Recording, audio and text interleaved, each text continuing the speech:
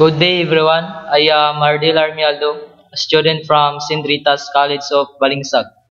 Today, I will teach you how to use MySQL having syntax using MySQL console.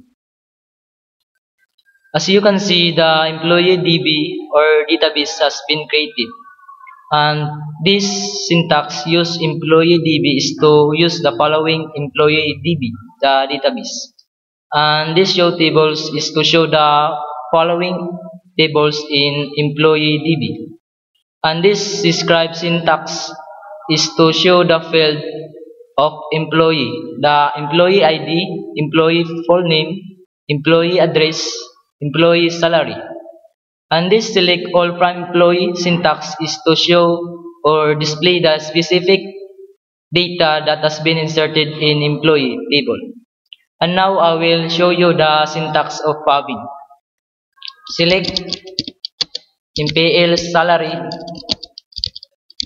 from employee.